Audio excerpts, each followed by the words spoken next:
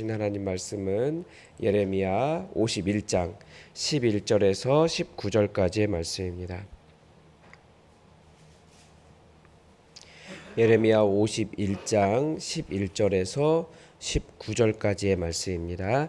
우리 하나님의 말씀을 다 함께 받들어 읽겠습니다. 화살을 갈며 둥근 방패를 준비하라. 여호와께서 메대 왕들의 마음을 부추기사 바벨론을 멸하기로 뜻하시나니 이는 여호와께서 보복하시는 것 곧 그의 성전을 위하여 보복하시는 것이라. 바벨론 성벽을 향하여 깃발을 세우고 튼튼히 지키며 파수꾼을 세우며 복병을 매복시켜 방비하라.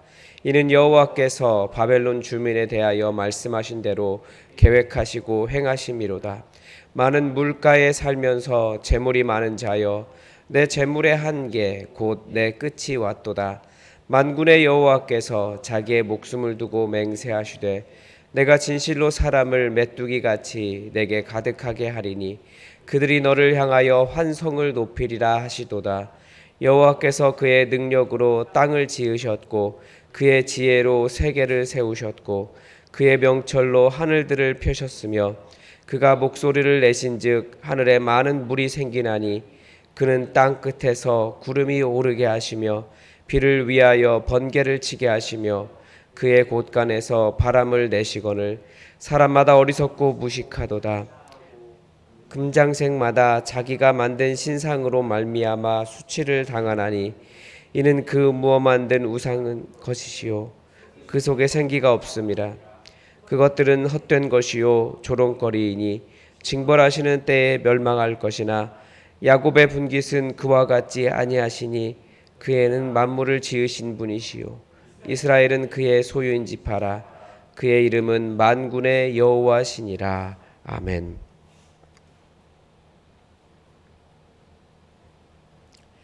네, 예레미야서는 남유다의 멸망이 하나님의 심판이다. 이런 이야기 계속하고 있죠.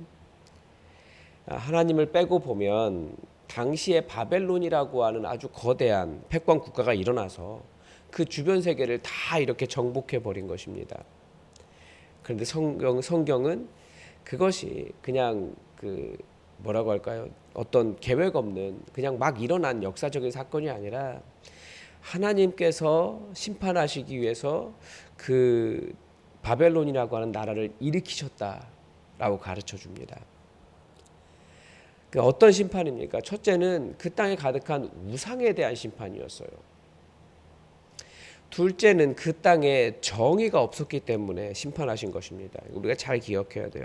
하나님은 우상 숭배를 정말 싫어하시고 그 땅에 정의가 없는 것을 정말 싫어하신다라는 것을 알 수 있는 거죠. 정의란 단순히 법을 바르게 세우는 것을 의미하는 것이 아닙니다. 정의란 가난한 자들에 대한 배려예요. 힘없는 사람들, 그 사람들 힘없다고 함부로 짓밟아도 된다, 이런 것이 아니라는 거예요. 이스라엘이 정의가 무너졌다는 상황은 어떤 것이었냐면 저울을 속이고 도량형을 속이는 거예요. 자기가 살 때는 싸게 사와서 똑같은 사람에게 팔아도 비싸게 파는 그런 것들. 저울을 속이면 그게 가능하죠. 되를 살 때는 작은 돼, 큰 되여야 되나요? 팔 때는 작은 돼, 이렇게 하면 안 되는 거죠.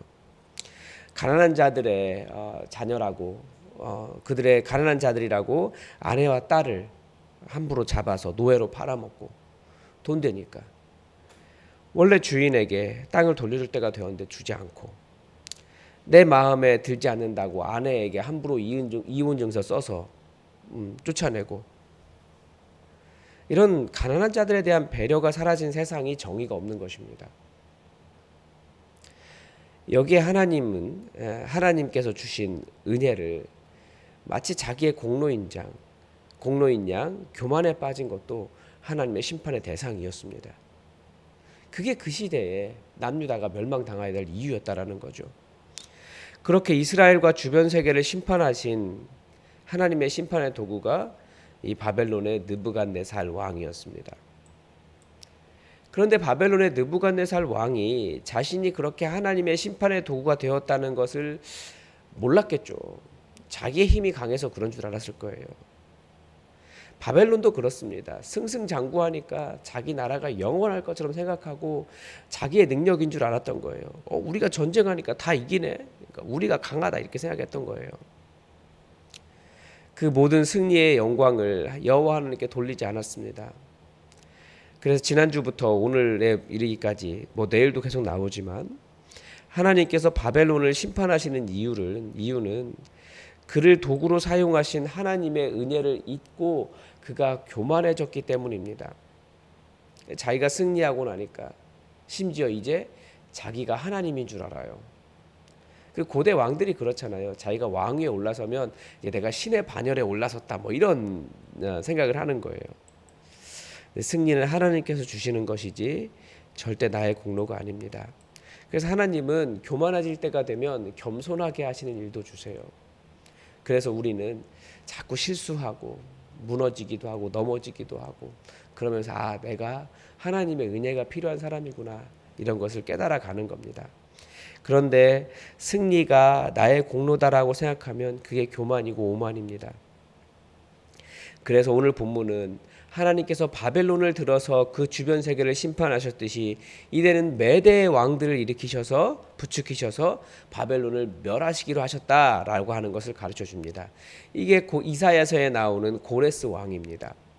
이런 역사적 내용들을 볼 때 하나님께서 역사를 주관하신다라고 하는 것을 우리는 분명히 알 수 있습니다. 그리고 하나님께서 왜 이렇게 하시는지도 우리는 말씀을 통해서 알 수 있습니다. 가장 먼저 보여주는 것은 우리 하나님은 보복하시는 분이시라는 거예요. 11절에서 화살을 갈며라고 되어 있는데 여기서 화살을 날카롭게 하다라는 단어는 정결하게 하다라고 하는 단어와 똑같습니다. 그러니까 하나님께서 바벨론을 심판하시는 것은 정결하게 하시는 종교 전쟁의 의미를 담고 있다라는 거죠. 바벨론을 무너뜨리는데도 이 메대 왕들의 마음을 부추기셨다라고 하는 말도 이 전쟁이 왜 일어났느냐? 하나님께서 메대 왕들을 부추기신 거예요. 바벨론을 점령해라. 그렇게 일으키신 겁니다. 하나님께서. 사람들은 다 이해할 수 없지만 그 사람들이 자기가 하나님의 도구라는 것을 몰랐기 때문에 하나님의 도구로 사용된다는 것을 모르겠지만 사람들은 다 이해할 수 없지만 하나님께서 계획하고 실행하신 전쟁이다 라는 것을 본문에는 가르쳐 줍니다. 이 의미는 11절의 마지막에서 여호와께서 보복하시는 것 곧 그의 성전을 위하여 보복하시는 것이다 라고 분명하게 말씀하고 계십니다.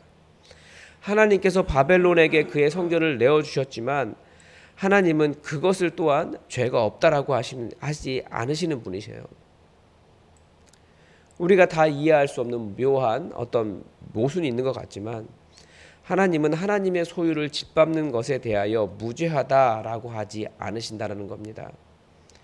오늘 본문에 보면 이것이 아주 꼼꼼하게 하나님께서 바벨론의 침략에 대해서 바벨론을 공략할 방법을 제시하고 계신다라고 하는 것을 볼 수 있어요.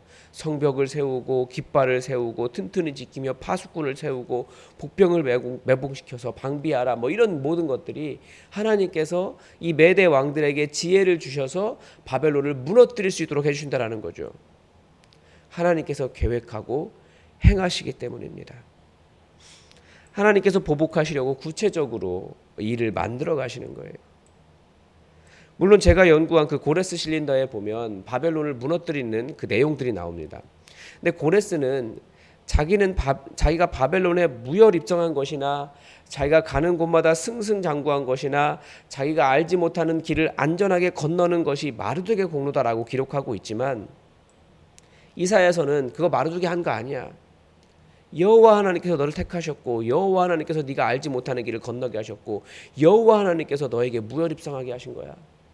철문을 논문을 전부 다 무너뜨리시고 왕들의 허리띠를 벗기신 것 그거 하나님이 하신 거야. 이사야서가 이야기하거든요. 인간의 신인식이 제한되어 있기 때문에 그렇게 이해할 수 있어요. 그러나 그 일이 있기 전에 미리 예언하심으로써 하나님께서 행할 것이다 라고 말씀하셨고 이스라엘 사람들은 이것이 하나님께서 행하신 일이구나 깨닫고 이스라엘 본토로 돌아갈 수 있었습니다. 하나님께서 지키실 거라는 걸 아는 거죠. 하나님의 보복하시는 일에 고레스를 사용하시는 거예요. 그가 가는 길과 그의 무기체계와 공성전 다 하나님께서 계획하신 것이었습니다. 그래서 우리도 잘하는 것이 있고 뭔가 잘 되는 것이 있어요. 근데 우리는 자꾸 인간의 공로를 이야기하려고 해요. 내가 잘한 것처럼. 그런 거 하나 없어요. 다 하나님께서 하신 거예요. 또 무언가 안 될 때도 우리는 사람을 탓해요. 그럴 필요 없어요. 우리가 기도하면서 하나님께서 행하시는 것을 계속해서 간구할 때 하나님은 우리를 통하여 하나님의 일들을 이루어 가십니다. 그러니까 뭐 잘됐다 못됐다 평가하고 자꾸 뭐라고 하는 거 좋은 일 아니에요. 그럴 시간 있으면 기도해야 돼요. 하나님께서 역사하시도록. 13절의 말씀에 의하면 많은 물가에 살면서 재물이 많은 자여 내 재물의 한계에 곧 내 끝이 왔도다라고 말합니다. 그러니까 재물에는 한계가 있습니다. 인간에 의지하는 것들은 한계가 있다는 거죠. 많은 물가에 살면서 재물이 많은 자, 바로 바벨론을 지칭합니다. 바벨론이 이 메소포타미아와 티그리스 강 그 중간에 있었거든요. 그래서 갈대아라고 하는 말이 두 강 사이에 사는 사람 이런 뜻이에요. 그러니까 그 티그리스 강과 유프라테스 강이 주는 풍부한 물과 기름진 땅이 주는 많은 재물에 취해서 그리고 전쟁을 해마다 정복 전쟁을 다녔거든요. 일종의 수금이죠. 주변 세계를 돌아다니면서 다 쓸어왔어요. 그 자기들의 그런 완벽한 조건들이 그렇게 쉽게 무너질 수 없다고 생각한 겁니다. 그러나 만군의 여호와께서 당신의 살아계심을 두고 맹세하세요. 대적을 메뚜기같이 가득하게 해서 그들이 의지한 모든 것을 다 헛것으로 만들어 버리시겠다라고 가르쳐 주십니다. 성경이 계속해서 가르쳐 주는 것이 이것입니다. 재물이 많다고 나의 삶이 안전할 것이다 라고 착각하지 말라는 거예요. 재물이 많다고 사람이 더 안전한 것이 아닙니다. 이 자본주의 사회에서 재물이 많으면 분명히 부러운 것은 맞습니다. 그러나 결코 그것이 그 사람의 안전과 생명을 보장하는 것이 아닙니다.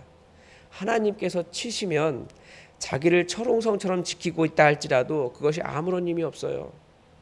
저는 그래서 이 시대가 정말 이 하나님의 말씀을 이 재물을 의지하고 재물 때문에 안전하다고 생각하는 것, 많은 물가에 살면서 재물이 많다고 나는 괜찮아 라고 생각하는 것에 정말 경계해야 된다고 생각합니다. 어떻습니까? 재물이 얼마나 한순간에 사라질 수 있는지 우리는 언제죠? 지지난주 월요일인가요? 지난주 월요일인가요? 우리는 깨달았어요. 이 사회가 아무 문제가 없어요.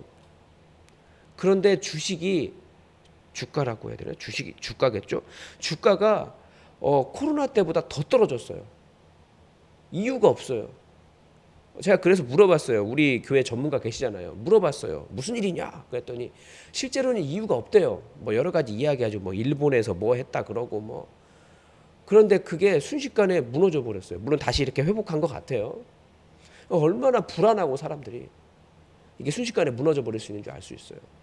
그러니까 다 연결되어 있으니까 우리나라만 그런 게 아니고 일본, 뭐 미국 뭐 다 그렇더라고요.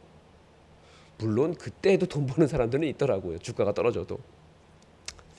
그런데 재물이 안전할 것이다. 그래서 우리는 계속 재물을 모으려고 해요. 아니요. 재물을 모아서 안전한 게 아니에요. 이 나라가 재물이 없었을 때 더 안전했어요. 왜요? 하나님께서 지켜주셔야지 안전한 거예요. 이렇게 말하면 목사의 메시지가 굉장히 뭐라고 할까요?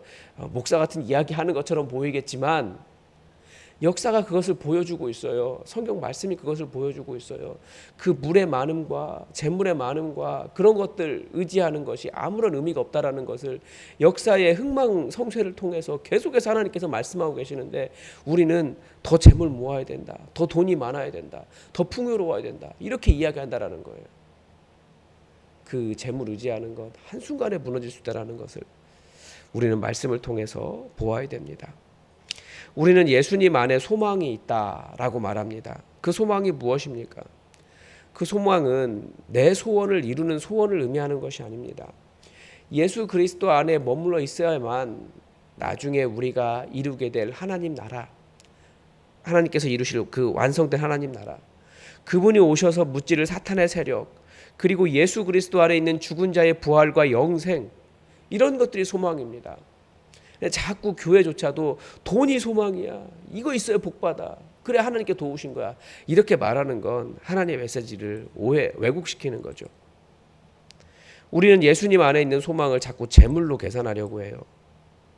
그래서 심지어 죽어서 가는 뭐 그 세상도 뭐 집보다 훨씬 더, 지금 이 땅보다 훨씬 더 좋은 집, 뭐 우리가 발 디디고 사는 그 돌 보드블록보다 뭐 황금 보드블록, 뭐 이런 식으로 바꾸려고 해요. 재물은 이 땅에 살아갈 때 필요한 것이지, 필요한 것이긴 하지만 절대 그 재물이 생명을 지켜주는 것이 아닙니다. 우리의 재물이라고 말할 수 있겠죠. 우리의 분깃, 오늘 본문에서 야곱의 분깃은 누구라고 가르쳐 줍니까? 창조주 하나님이라고 가르쳐줘요. 우리의 분깃, 우리의 재물, 우리가 안전하게 먹고 살 그 모든 것, 우리 하나님 그분이십니다. 사람마다 어리석고 무식해서 자꾸 신상을 만들고 우상을 만들어요. 신약 성경은 우상을 뭐라고 이야기한다고요? 하나님 이외에 내가 의지하는 모든 것들을 우상이라고 이야기해요. 그 안에는 탐욕이 들어 있습니다. 그래서 우리가 하나님 말씀 잘 듣고 그 모든 것들이 조롱당할 날이 와요.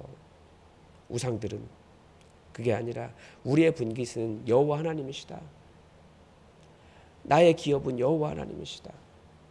그래서 여호와 하나님 붙잡고 믿음으로 승리해서, 그래서 이 땅에 재물들 의지하고 이 땅에 힘 의지하고 그런 사람들보다 결국 최후의 승리를 얻는 그런 믿음의 백성이 되기를 주님의 이름으로 부탁을 드립니다. 오늘도 하나님의 뜻이 우리에게 이루어지기를 주기도문으로 기도하겠습니다. 하늘에 계신 우리 아버지, 아버지의 이름을 거룩하게 하시며 아버지의 나라가 오게 하시며 아버지의 뜻이 하늘에서와 같이 땅에서도 이루어지게 하소서. 오늘 우리에게 일용할 양식을 주시고 우리가 우리에게 잘못한 사람을 용서하여 준 것 같이 우리 죄를 용서하여 주시고 우리를 시험에 빠지지 않게 하시고 악에서 구하소서. 나라와 권능과 영광이 영원히 아버지의 것입니다. 아멘. 여러분 계속해서 날씨가 너무 더운 것 같아요. 이 땅이 기후가 그만큼 사실은 어려움을 겪고 있는 건데 우리가 이 세계를 위해서 우리가 환경을 위해서 기도해야겠습니다. 그리고 계속해서 우리 자녀들을 위해서 기도해 주십시오. 우리 자녀들 수능 그리고 취업 준비하는 자녀들, 또 해외에 있는 자녀들, 해외로 나가는 자녀들, 군대로 가는 자녀들, 군대에 있는 자녀들, 또 이제 복학할 자녀들, 뭐 취업 준비하는 뭐 여러 가지 상황들이 많이 있습니다. 우리 자녀들을 위해서 우리 열심히 기도해 주시기 바라고, 특히 우리 자녀들 올해 뭐 결혼 소식이 많이 있다고 했는데 생각보다는 많이 결혼하지 않는 것 같아요. 우리 자녀들 가정 이룰 수 있도록 우리 자녀들을 위해서도 가정을 위해서도 여러분 기도해 주시기 바랍니다. 하나님의 평강이 우리 자녀들에 가득하기를, 그리고 교회를 위해서도 기도를 부탁을 드립니다. 그리고 계속해서 목이 이렇게 회복될 만하면 또 사용하고, 회복될 만하면 사용하고, 어제도 늦게까지 사용하고 뭐 그런 것 같아요. 여러분 제 목 회복이 될 수 있도록 기도를 부탁을 드립니다. 우리 다 함께 기도하겠습니다.